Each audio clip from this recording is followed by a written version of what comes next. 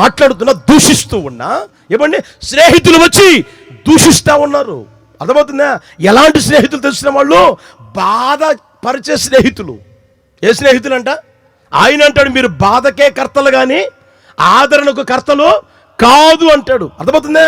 వీళ్ళు వచ్చి ప్రియమైన వాళ్ళరా ఆదరిద్దాం ఆదరిద్దాం ఆదరిద్దాం అని వచ్చి చుట్టూరు కూర్చొని 7 రోజులు మౌనంగా ఉన్నారండి, ఒక్క మాట కూడా మాట్లాడకుండా.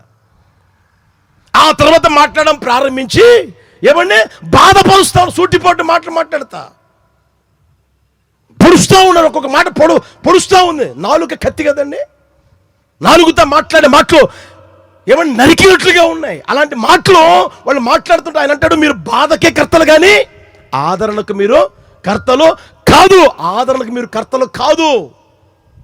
అరే నన్ను బాధపరుస్తారేంట్రా? మీరు నా స్నేహితులు కదరా, నా ఉప్పు తిన్న వాళ్ళు కదరా, నా నీళ్లు తాగిన వాళ్ళు కదరా, నా చేతులతో సహాయం పొందిన వారు కదరా, నన్ను ఆదరిద్దామని వచ్చి సూటిపాటి మాట్లాడతారేంట్రా? ఇలాంటి మాటలు మీరు మాట్లాడాల్సిందే.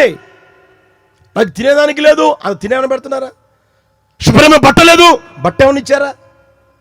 నాకేమైనా సహాయం చేస్తున్నారా అన్న ఏమన్నా ఆ మాటలు మాట్లాడినా ఏమాత్రం అవి ఏం పట్టుచుకొని బాధపరుస్తూ ఉన్నారు, ఎగతాళి చేస్తూ ఉన్నారు, హేళన చేస్తూ ఉన్నారు, ఏమన్నా అపహసిస్తూ ఉన్నారు. ప్రియమైన వారు ఇంకా ఆయన మాట్లాడిన మాటలు చూస్తే రే మీరు ఎందుకన్నా గాలి మాటలు మాట్లాడుతున్నారు అన్నాడు. ఏం మాటలంట చెప్పండి గట్టిగా? గాలి మాటలంట. గాలి మాటలు మాట్లాడేవాళ్ళు అంటాళ్ళు.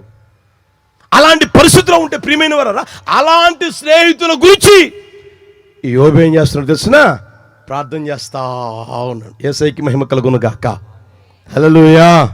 కనుక నీ వ్యక్తిగత జీవితంలో ఏమండి ఎవరైతే బాధపరుస్తుంటారో, ఎవరైతే నిందిస్తుంటారో, ఎవరైతే అవమానపరుస్తుంటారో, ఎవరైతే హేళన చేస్తున్నారో, ఎవరైతే ఎగతాళి చేస్తున్నారో, ఎవరైతే ఏమంటే సూటిపోటు మాట్లాడుతున్నారో వాళ్ళ కోసం నువ్వేం చేయాలి అంటే అలాగే నువ్వు మాట్లాడకుండా ప్రార్థన చేయుదురుగాక. హల్లెలూయా. ఏం చేయాలంటే నువ్వు ప్రార్థన చేసే స్థితిలోనికి రావాలి. ప్రియమైన వాళ్ళరా ఈ రోజున ఏమండి దేవుడు నీకు తినేదానికి ఇచ్చాడు, కట్టుకునేదానికి ఇచ్చాడు, ఉండేదానికి సమస్తం ఇచ్చాడు. అర్థమవుతుందా? అయినా సరే ప్రార్థన చేసే ఆ స్థితిలో లేరు. ఆయన చూడండి తన స్నేహితులను ఏం చేశాడంట? వాళ్ళు ఏమైనా మంచి స్నేహితులా? చెడు స్నేహితులు. నోటికొచ్చినట్టుగా మాట్లాడేవాళ్ళు. అయినా సరే వాళ్ళ కోసం ఏం చేశాడంటే ఆయన ప్రార్థన చేశాడు. ప్రియమైన వాళ్ళ అట్టి కృప ప్రభువును అనుగ్రహించునుగాక. హల్లెలూయా. మనం కూడా మన స్నేహితుల కోసం ప్రార్థన చేయగలగాలి. నువ్వు ఉంటావు కదా ఈ మధ్య అది ఎక్కువగా వింటా ఉన్నా, ఏంటంటే గెట్ టుగెదర్. ఏంటది చెప్పవచ్చుగా? 10వ తరగతి చదివిన ఫ్రెండ్స్ అందరం ఏకమవుదాం, ఒకసారి చూసుకుందాం, మోకాలు చూసుకుందాం, ఎవరు ఏం చేస్తున్నారో తెలుసుకుందాం. ఇంటర్మీడియట్ చదివిన వాళ్ళందరూ తెలుసుకుందాం, తర్వాత డిగ్రీ చదివిన వాళ్ళందరమే కలుసుకుందాం. 10th వేరు, ఇంటర్లో వేరు, తర్వాత డిగ్రీలో వేరు, తర్వాత పీజీ అయిన తర్వాత వేరు. అర్థమవుతుంది? ఇప్పుడు ఉద్యోగం చేసే చోట వాళ్ళందరం కలుసుకుందాం. ఇలా పెడుతున్నాం గెట్టు. ఏమది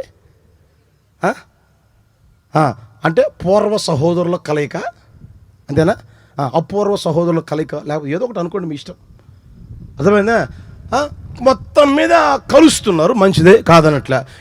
ఏం చేస్తున్నావు రా అంటున్నావు.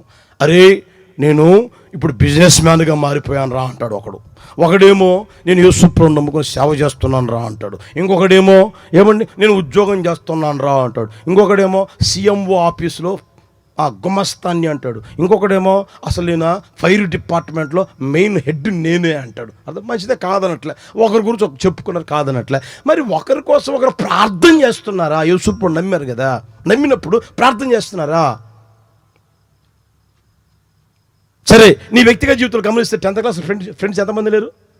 చట్టాపట్లు వేసుకుని తిరగల, చేతిలో చెయ్యి పెట్టుకొని మూతిలో మూతి పెట్టి ఏమండి ఆమె కలిపింది నువ్వు తిని, నువ్వు కలిపింది ఆమె తిని, లేకపోతే ఏమండి నువ్వు ముద్ద పెట్టి ఆమె ముద్ద పెట్టి, లేకపోతే ఆయన ముద్ద పెట్టి నువ్వు ముద్ద పెట్టిస్తున్నావు లేదా?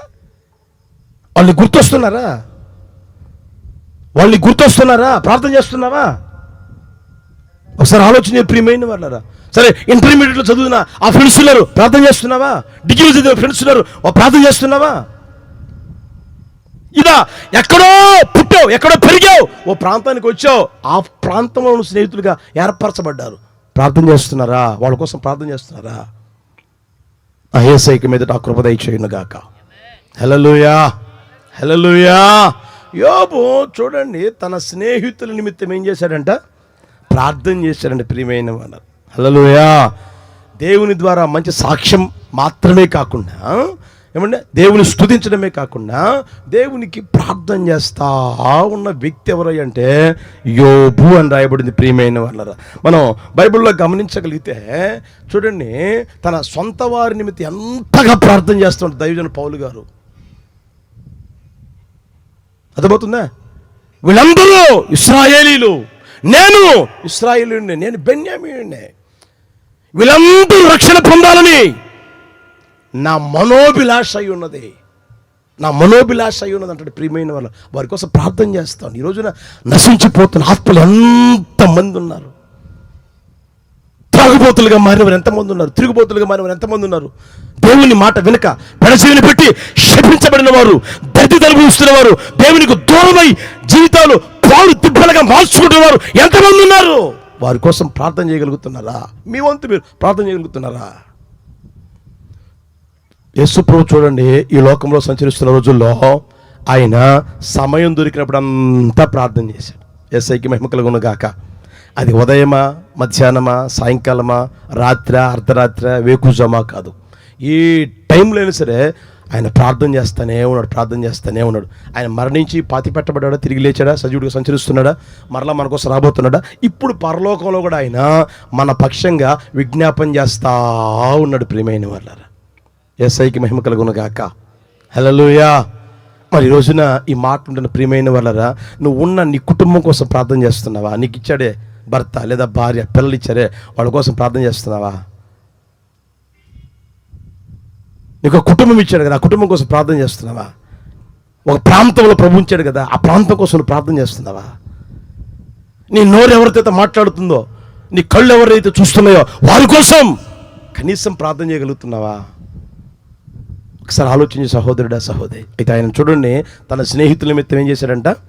ప్రార్థన చేశాడంట. ఎప్పుడైతే ఆయన ప్రార్థన చేశాడో దేవుడంట క్షేమస్థితిని మరలా అతనికి దయచేసి పూర్వము కలిగిన దానికంటే రెండంతలుగా ఆయనని అధికముగా ఆశీర్వదించాడు, దీవించాడు ప్రియమైన వాళ్ళ. అట్టి కృప దయచేయును గాక. హల్లెలూయా. మీరు ప్రార్థన చేసేవారుగా తీర్చిదిద్దబడుదురు గాక. మీరున్న ప్రాంతం కోసం ప్రార్థన చేసేవారుగా తీర్చిదిద్దబడుదురు గాక. మీకు అనేకులు తెలుసు కదండి, తిరిగేవాళ్ళు ఉన్నారు, అనేకులు తెలుసు. వాళ్ళ కోసం అలా ఒక క్షణం ప్రభు సన్నిధిలో జ్ఞాపకం చేసుకొని అలా ప్రార్థన చేయండి. నువ్వు చేసే ప్రార్థన వ్యర్థం కాదు ప్రియమైన వాళ్ళ. నేను సేవకు వచ్చిన తర్వాత ఏమండి, నా ఫ్రెండ్స్ కోసం ప్రార్థన చేస్తూ ఉండేవాడిని, అలా ప్రార్థన చేస్తూ ఉన్నా, ఇప్పటికీ ప్రార్థన చేస్తూనే ఉంటా. నా 10th క్లాసులో నేను చదివిన ఆ రోజుల్లో ఉన్న నా క్లాస్మేట్స్ ఇంచుమించుగా 46 మంది. అర్థమవుతుందా? పేర్లు చెప్పి ప్రభువుకు ప్రార్థన చేస్తూనే ఉంటా. అలా ప్రార్థన చేస్తుంటే నాకు అసలు తెలియదు వాళ్ళు ఎక్కడున్నారో కూడా తెలియదు, ఈరోజు కూడా తెలియదు.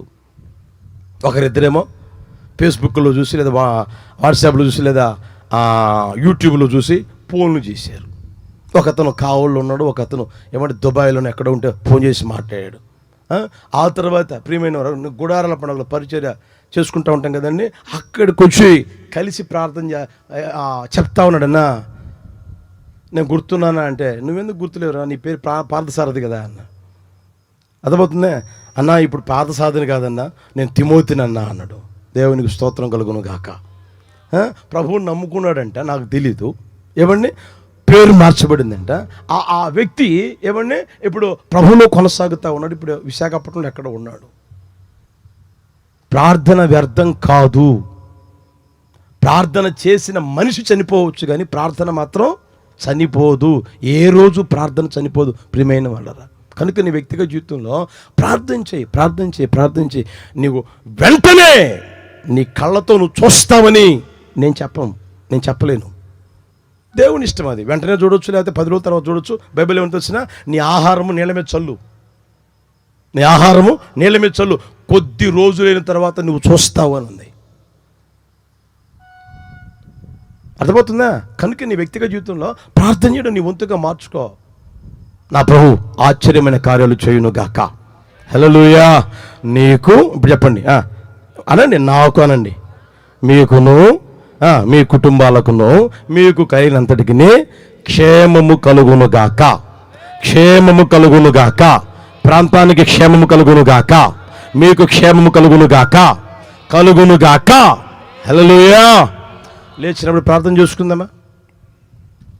అందరం ప్రార్థన చేసుకుందామా?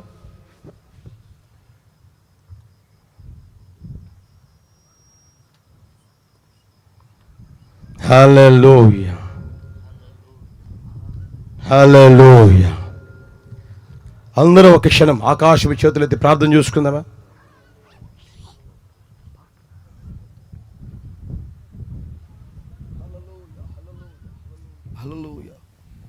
కృపాక్షేమము నీ శాశ్వత జీవము అందరూ చేతులతో నా జీవిత కాలమంతయు నీవు దయచేయువాడవు. నాట్యమాడుతూ ప్రభు నామాన్ని గణపరతమైనని బిగ్గరగా అందరూ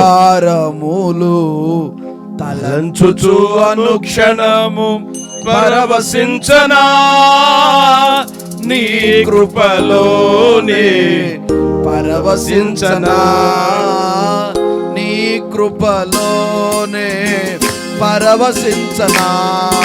కృపాక్షేమము నీ శాశ్వత జీవము నా జీవిత కాలమంతయు నీవు దయచేయువాడవు.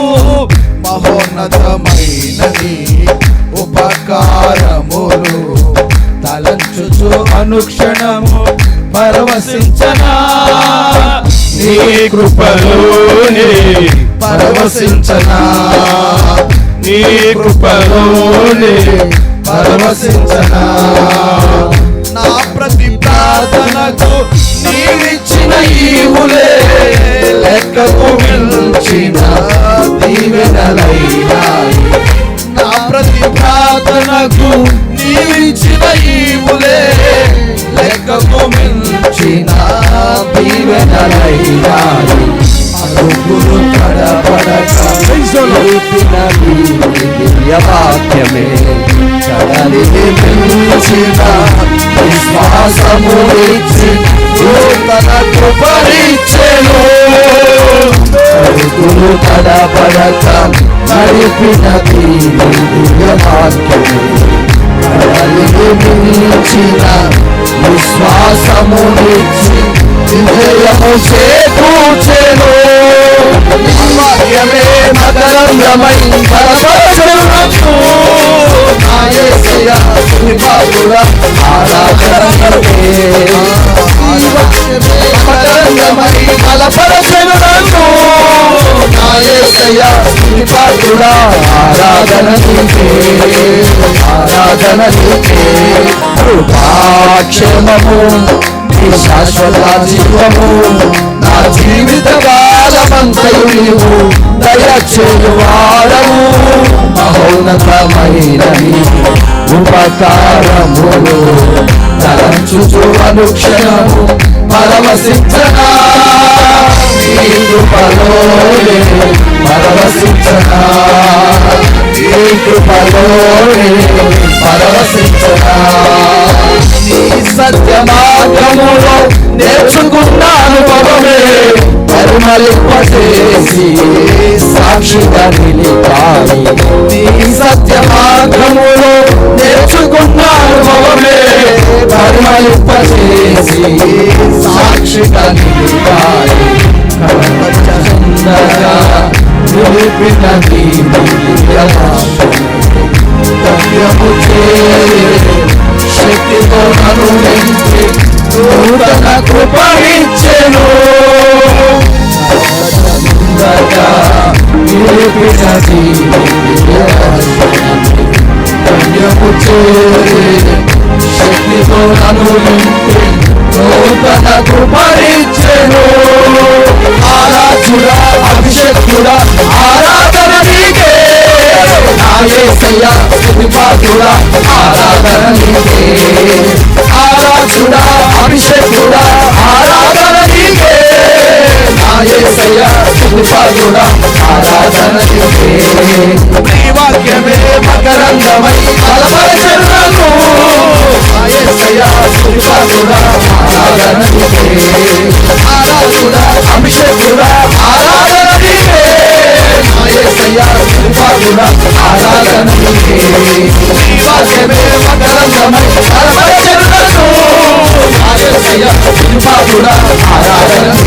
ఆరాధన నీకే. నీ వాక్యమే మకరందమై బలపరచెదను. యేసయ్యా కృపాకుడా ఆరాధన నీకే. ఆరాధన నీకే. ఆరాధన స్తుతి ఆరాధన ఆరాధన స్తుతి ఆరాధన నీవే ప్రధాన ఆరాధన నీవే ప్రధాన ఆరాధన ఆరాధన స్తుతి ఆరాధన ఆరాధన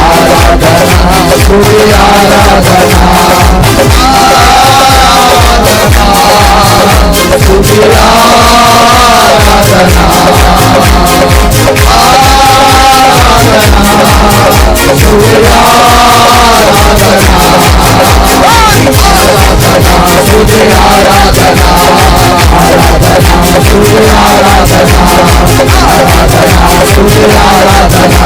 ఆరాధన స్తుతి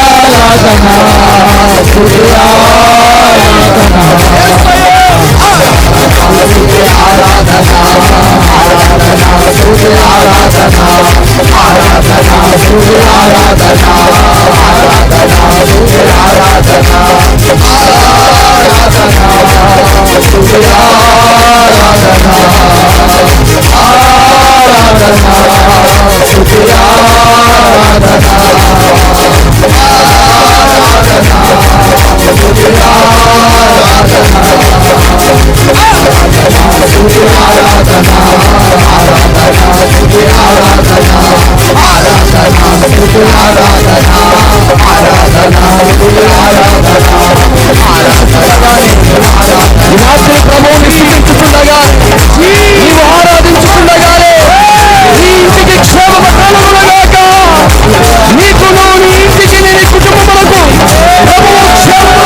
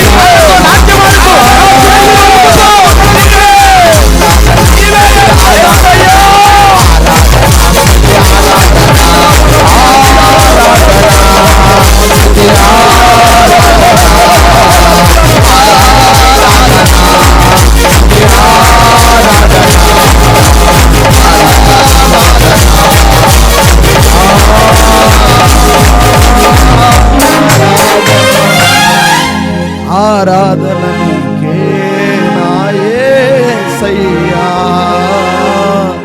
ఆకాశం చేతులెత్తి కృపగల దేవుడి శుభరాత్రి మనతో మాట్లాడిన అమూల్యమైన మాటలను తలపోసుకొని గుండె గుడిలో ఆరాధకుడిగా ఆరాధనకు యోగ్యుడిగా మన మధ్యలో ఆయన సంచరించుచుండగా ప్రతి మాట ప్రభు నీ కొరకు మాట్లాడి ఉండగా రాత్రి ఒక తీర్మానానికి రావాలి.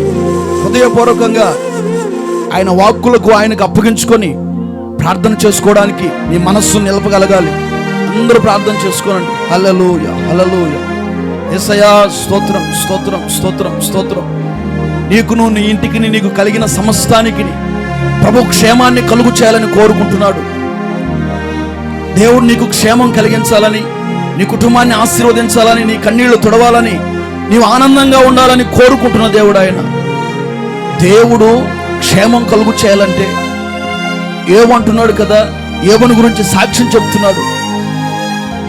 అతడు నీతివంతుడు, యథార్థవంతుడు, చెడుతనాన్ని విసర్జించిన వాడని సాక్ష్యాన్ని పొందిన వాడిగా కనబడుతున్నాడు. నిశ్చయముగా ప్రియ సహోదరి సహోదరుడా, యేసయ్య ద్వారా మనం సాక్ష్యం పొందాలి. నతనీయులను గురించి గొప్ప సాక్ష్యం యేసయ్య చెప్తున్నాడు. ఇతని యందు ఏ కపటం లేదని చెప్తున్నాడు. మరొక వ్యక్తి అయితే తనని గురించి తానే పొగుడుకొని మాట్లాడుతున్నాడు. ఈ రాత్రి గొప్ప సాక్ష్యం నీ గురించి ప్రభు చెప్పగలగాలి. ప్రార్థన చేసుకో, ప్రార్థన చేసుకో, ప్రార్థన చేసుకో. యేసయ్యా అలాంటి కృపను నాకు దయచేయ్యా. యెహోవా ఇచ్చును, యెహోవా తీసుకొని పోయాను, యెహోవా నామమునకు స్తుతి కలుగును గాక. ఏ స్థితిలో ఉన్నా కూడా భక్తుడు స్తుతించడం ప్రారంభించుతున్నాడు. అన్నీ ఉన్నా ఏది లేకపోయినా స్తుతిని స్థితిగతులను మార్చగలిగినది. ప్రతి విషయంలో యేసయ్యకి నీవు కృతజ్ఞతాస్తుతులు చెల్లించగలగాలి. దినమునకు 7 మార్లు స్తుతించగలిగిన అదిగో దావీదు మన ముందు పెట్టి దేవుడు మాట్లాడి ఉన్నాడు. ప్రతి విషయంలో యేసుకు స్తుతి చెప్పాలి. ప్రార్థన చేసుకొని హృదయపూర్వకంగా, ప్రభు నాకు అలాంటి కృప దయచేయ్యా, దయచేయ్యా. 4,000 మంది స్తుతించుటకే దావీదు రాజుగా ఉన్నప్పుడు స్తుతి వారిని నియమించి ఉండగా ఈ రోజున ఆ జాబితాలో నీవు ఉండాలి. స్తుతించే వ్యక్తిగా మారిపోవాలి. స్తుతి ద్వారా గొప్ప కార్యాలు నీ జీవితంలో చూడగలగాలి. ప్రార్థన చేసుకోండి. నీవు సహోదరుల నిమిత్తం ప్రార్థన చేయాలి. మనమంతా మనకు తెలిసిన వారిని గురించి, మనతో ఉన్న వారిని గురించి, కుటుంబ వ్యక్తుల గురించి, అలాగే సమాజంలో ఉన్న వారి గురించి, మనకు పరిచయమైన వారిని గురించి, అనేకుల గురించి మనం ప్రార్థించుండగా ఆ ప్రార్థన వారిలో పనిచేయడం ప్రారంభిస్తుంది. హృదయపూర్వకంగా ప్రార్థన చేసుకోండి. ఇలాంటి కృప నాకు దయచేయ్యా. ఈ 3 కార్యాలు నువ్వు చేయగా దేవుడిని కుటుంబానికి కృప దయచేయబోతున్నాడు, క్షేమం కలుగు చేయబోతున్నాడు, నిన్ను ఆశీర్వదించబోతున్నాడు, నీ కన్నీళ్లు తుడవబోతున్నాడు. మొదటి రాత్రి సభ అంతటిని ఆశీర్వాదకరంగా జరిగించిన తండ్రికి చేతులెత్తి బిగ్గరగా స్తోత్రం చెల్లించుదాం. చెప్పాలి. స్తోత్రం, స్తోత్రం, స్తోత్రం, స్తోత్రం, స్తోత్రం. మంచి వాతావరణం ఇచ్చి తన చిత్తంలో ఉన్న ప్రజలు నడిపించుకొని ఈ శుభరాత్రి ఆహ్లాదకరంగా, ఆనందంగా, అత్యున్నతంగా తనకు అన్నమైన నామ ఘనత కొరకు దీవెనకరంగా ప్రారంభం మొదలుకొని ముగింపు వరకు దీవించిన యేసయ్యకి మరొకసారి స్తోత్రం చెల్లించుదాం. స్తోత్రం, స్తోత్రం, స్తోత్రం, స్తోత్రం, స్తోత్రం, స్తోత్రం, స్తోత్రం. మంచి వాతావరణం ఇచ్చి కరెంటుని, సౌండ్ సిస్టాన్ని, మ్యూజిక్ సిస్టాన్ని, లైవ్ ఎక్విప్మెంట్స్ అంతటిని ఆయన రక్తాన్ని ప్రోక్షించి ప్రతి పరికరాన్ని ప్రభునామ ఘనత కొరకు ఆశీర్వాదకరంగా వాడబడినట్లుగా కృప చూపిన తండ్రికి స్తోత్రం చెల్లించుదాం. స్తోత్రం, స్తోత్రం, స్తోత్రం, స్తోత్రం, స్తోత్రం, స్తోత్రం, స్తోత్రం, స్తోత్రం, స్తోత్రం. విన్న వాక్కులన్నిటి ద్వారా ప్రజలు జీవితాల్లో ఒక మార్పుని, ఆశీర్వాదాన్ని, అలాగే నూతనమైనటువంటి తీర్మానాలను చేసుకొని ఆ రీతిగా నాకు నువ్వు కృప దయచే ప్రభు అని తీర్మానించుకున్న వారందరి జీవితాల్లో ప్రభు గొప్ప కార్యాలు చేయనట్లుగా స్తోత్రం చెల్లించుదాం. స్తోత్రం, స్తోత్రం, స్తోత్రం, స్తోత్రం, స్తోత్రం, స్తోత్రం, స్తోత్రం, స్తోత్రం, స్తోత్రం, స్తోత్రం, స్తోత్రం, స్తోత్రం, స్తోత్రం, స్తోత్రం. ప్రియాక దేవునికి మరొకసారి స్తోత్రం చెల్లించుదాం. స్తోత్రం, స్తోత్రం, స్తోత్రం, స్తోత్రం, స్తోత్రం, స్తోత్రం, స్తోత్రం. తీర్మానంతో చేతులెత్తండి, ప్రార్థన చేసుకునండి. దైవ సేవకులుగా మీ కొరకు మేము ప్రార్థన చేయబోతున్నాం. ప్రేమస్వరూపి పరిశుద్ధుడా, నిత్యాశ్రయ దుర్గమ, మీ ఘనమైన, శ్రేష్టమైన, అత్యున్నతమైన, పరిశుద్ధమైన పవిత్ర పుణ్య పాదములకు కోట్లాది వందనాలు, స్తుతి స్తోత్రాలు చెల్లిస్తున్నాం నాయనా. మంచి దేవుడు, గొప్ప దేవుడు, చాలిన దేవుడు తండ్రి. ఈ వేమూరు, ఈ పరిసర ప్రాంతాలని, ఈ పట్టణాన్ని మీరు ప్రేమించి ఈ రీతిగా ఈ 2 దినాలు సభలు ఏర్పాటు చేసుకొని ఈ మొదటి దినాన్నే ప్రారంభంలోనే మహిమతో మీరు మా మధ్యలోనికి దిగి వచ్చి ప్రారంభపు దినాన్ని మీరు ఆశీర్వాదకరంగా జరిగించి అయినా కొనసాగించి ముగించినందుకై మీకు స్తోత్రం చెల్లిస్తున్నాం నాయనా. పాటల ద్వారా మీ నామానికి మహిమ తెచ్చుకున్నారు. మీ చిత్తలో ఉన్న ప్రజలను మీరు నడిపించుకున్నారు. ఆత్మారాధనలో అనేకులను మీ ఆత్మశక్తితో బలపరిచారు నైనా. మీరు మాతో మాట్లాడనని వేడుకోగా నా తండ్రి, మీ దీన సేవకుల్ని మీ పక్షాన్ని నిలుపుకొని నీకును, నీ ఇంటికి, నీకు కలిగిన సమస్తానికి క్షేమము కలుగును గాకనే మాట ద్వారా నా తండ్రి మీరు మాట్లాడిన ఉన్నతమైనటువంటి ఘనమైన వాక్కుల కొరకై స్తోత్రం నాయనా. నిశ్చయముగా మీరు మమ్మల్ని క్షేమంగా నా తండ్రి అయ్యా చూడాలని కోరుకునే దేవుడు అని, మా కుటుంబాలని ఆశీర్వదించాలని కోరుకునే దేవుడు అని, మాకు కలిగిన సమస్తాన్ని దీవించాలని కోరుకునే దేవుడు అని మరొకసారి మీరు వాక్కులతో సెలవిచ్చినందుకే మీకు స్తోత్రం నాయనా. యోబు జీవితంలో కూడా నాయనా సాతానుడు అతని గురించి సాక్ష్యం పలుకుతున్నాడు. అయ్యా నీవు అతనికిని, అతని ఇంటికిని, అతనికి కలిగిన సమస్తానికి చుట్టూ కంచె వేస్తావు కదా అని ప్రభువా పలికినట్లుగా మేము చూస్తున్నాం నాయనా. నిజమేనా తండ్రి? నాయనా యోబు కుటుంబం వల్లే మాకు క్షేమం కలగాలంటే, యోబు కుటుంబం వల్లే నాయనా అయ్యా మా జీవితాలకి సంతోషం కలగాలంటే, అతని ఇంటికి, అతని సమస్తానికి, అతనికి ఆనందం, ఆశీర్వాదం, క్షేమం, సంతోషం కలిగినట్లుగా మాకు నువ్వు కలగాలని మేము కోరుకున్నట్లయితే యోబును మా ముందుంచి మీరు మాట్లాడిన అమూల్యమైన వాక్కుల కొరకే మీకు స్తోత్రం చెల్లిస్తున్నాం నాయనా. అతని గురించి మీరే సాక్ష్యం పలికారు తండ్రి. నా సేవకుడైన యోబు సంగతి నీవు ఆలోచించితివా? అతడు నీతిపరుడు, యథార్థవంతుడు, అతడు చెడుతనము విసర్జించిన వాడు, భూమి మీద అతని వంటి వాడెవరునూ లేరని అయినా మీరు సాక్షిగా నా తండ్రి అతని గురించి మాట్లాడిన ఘనవాక్కుల కొరకై స్తోత్రం నాయనా. నా గురించి సాక్ష్యం చెప్పగలిగిన వారు పరమందున్నాడని ఏబు కూడా పలికినటువంటి మాటలను బట్టి స్తోత్రం నాయన. మనుషుల సాక్ష్యం కాదు కానీ నాయన స్వయంగా మీ ద్వారా సాక్ష్యం పొందుకోవడానికి మేమంతా ప్రయాసపడడానికి కృప దయచేయండి యేసయ్యా. ఆయన నతనీయులను గురించి, దావీదుని గురించి, దానియేలును గురించి, నైనా కనాను స్త్రీని గురించి, ప్రపంచమంతా లోకమంతా పాపాత్ములని చెప్పుకుంటున్న స్త్రీని గురించి ఘనమైన సాక్ష్యాలు మీరు పలికారు నాయనా. అలాంటి సాక్ష్యం మీ ద్వారా మేము కూడా పొందుదుముగాక కృప దయచేయమని కోరుకుంటున్నాం నాయనా. నా తండ్రి, యెహోవా ఇచ్చెను, యెహోవా తీసుకొనెను, యెహోవా నామమునకు స్తుతి కలుగునుగాకని ఏబు జీవితంలో అతను పలికినట్లుగా మీరు మాట్లాడారు తండ్రి. అప్పుడే అతనికి ఇంటికి, అతనికి కలిగిన సమస్తానికి క్షేమం కలిగిందని మీరు సెలవిస్తూ వచ్చారయ్యా. అయినా కన్నీళ్ళు వచ్చినా, కష్టాలు వచ్చినా, సమస్తం కోల్పోయినా, నైనా అంతా కూడా సమృద్ధి కలిగి ఉన్న ఏ స్థితిలో కూడా నా తండ్రి మిమ్మల్ని స్తుతించే వారిగా మేము ఉందుము గాక. నా తండ్రి, దినమునకు 7 మార్లు మిమ్మల్ని స్తుతించుదుము గాక. మా నోట స్తుతి స్తోత్రం యేసు రక్తం జయమనే మాట జయ నినాదాలుగా వినబడినట్లుగా మీరే కృప దయచేయమని ప్రార్థిస్తున్నాం తండ్రి. మీకు స్తోత్రం నాయన. ప్రతి విషయంలో నా తండ్రి ఏది చేసినా కూడా మీరు మాకు మేలే చేస్తారయ్యా, మీరు మాకు మంచే చేస్తారయ్యా. అలాంటి ఒక అనుభవంతో మిమ్మల్ని స్తుతించినట్లుగా కృప దయచేయండి తండ్రి. మీకు స్తోత్రం. ఏబు తన స్నేహితుల నిమిత్తమై ప్రభువా ప్రార్థించగా సమస్తాన్ని మరలా రుణంతలుగా దయచేశారు. అయినా స్నేహితులు బాధ పెట్టి ఉండొచ్చు, కన్నీళ్లు తెప్పించవచ్చు, సూటిపోటి మాటలు మాట్లాడి ఉండవచ్చు. అయినా కూడా వారి క్షేమం నిమిత్తమై, వారి నిమిత్తమై వారిని క్షమించి సహించుకొని భరించుకొని ఎలాగైతే ప్రార్థించి ఉన్నాడో అయినా మాతో ఉన్నవారి నిమిత్తమై, కుటుంబస్తుల నిమిత్తమై, రక్త సంబంధికుల నిమిత్తమై, ఆప్తుల నిమిత్తమై, అలాగే పరిచయస్తుల నిమిత్తమై, దూరాన సమీపాన ఉన్నవారి నిమిత్తమై అయినా ప్రార్థించే అనుభవాన్ని మా జీవితాలకు దయచేయండి తండ్రి. ఒకవేళ ఈ లోకాన్ని విడిచి మేము వెళ్ళిపోయినా మేము చేసిన ప్రార్థన ఫలిస్తుంది అని సెలవిచ్చారే సయ్యా. నిశ్చయముగా ఈ మాటలన్నీ ఒక్కొక్కరు హృదయ వినికిడిలో ఫలింప చేయుదురుగాక, ఆశీర్వదించుదురుగాక. ఇలాంటి తీర్మానాలతో మీ ప్రజల్ని ప్రభా ఆశీర్వాదకరంగా వారిలో ఈ మాటలన్నీ స్థిరపరిచి క్షేమకరంగా మీరు నడిపించండి. విన్న వాక్యాన్ని ఒక్కొక్కరి జీవితాల్లో ఫలభరితంగా మార్చండి. మీకు స్తోత్రాలు, వందనాలు చెల్లిస్తున్నాం. మీ మాటలు ప్రకటించిన మీ దీన సేవకులను కూడా కొలతలేని ఆత్మశక్తితో నింపి జనములకు, జాతులకు ఆశీర్వాదకరమైన పాత్రగా మీరు అభిషేకించి భూదిగంతముల వరకు సాక్షిగా వాడుకోండి. సూర్యుడు ప్రయోగించే ఖడ్గం వలె, బలవంతుని చేతిలో బాణం వలె, అగ్నిలో నుండి తీసిన కొరవ వలె మండుచు ప్రకాశించే దీపముగా, ఒక సాధనముగా మీరు వాడుకోమని ప్రార్థిస్తున్నాం. పుట్టబో తరానికి మీ కీర్తిని ప్రకటించినట్లుగా దీర్ఘాయువుతో తృప్తిపరచమని కూడా ప్రార్థిస్తున్నాం. అడుగుపెట్టిన ప్రతి స్థలాన్ని ఆశీర్వదించమని కోరుకుంటున్నాం.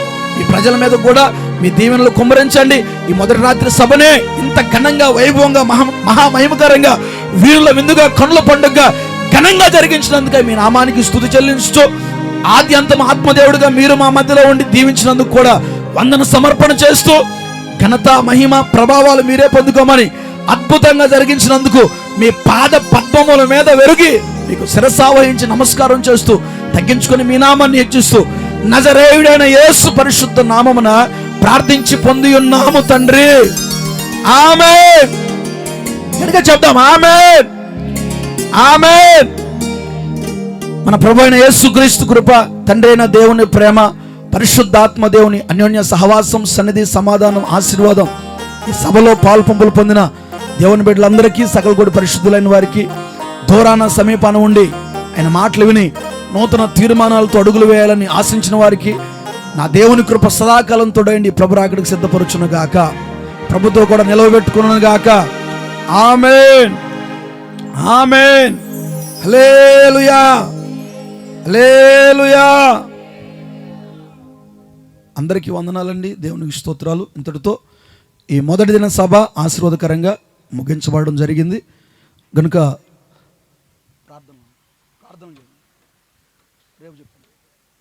దయచేసి గమనించండి. రేపటి రోజున ఆఖరి రాత్రి సభ జరుగుతున్నది. రేపటి దినం సభలో దైవ సేవకులు, ఒంగోలు పట్టణంలో దేవుని సేవలో కొనసాగించబడుతున్న దైవ సేవకులు రాజు పాస్టర్ గారు పాల్పంపులు పొంది దేవుని యొక్క వాక్యాన్ని అందించి ప్రత్యేకంగా వ్యక్తిగతంగా ప్రార్థనలు చేస్తారు కనుక మీకు తెలిసిన వారిని, మీ కుటుంబ సభ్యుల్ని,